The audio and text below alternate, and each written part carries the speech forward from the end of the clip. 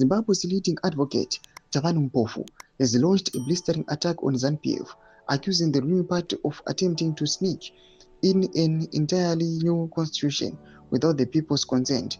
Mpofu says this is not a lawful amendment process, but a dangerous constitutional ambush, one that bypasses public participation in a national referendum. Constitutional coup. Top lawyer accuses ZANU-PF of plotting illegal power grab. That was subscribe or like or on the bell icon. Tibina Mnamobra Nyugamchinzi. He argues that a constitution belongs to the people, not to one political party acting alone. Parliament, Mpofu insists, only has authority to pass ordinary laws, not to replace the supreme law of the land.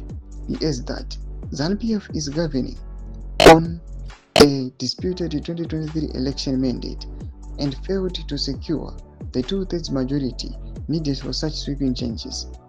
In a stinging rebuke, Mpofu points out that the minister driving the process even lost his own party's internal elections, stripping him of moral authority.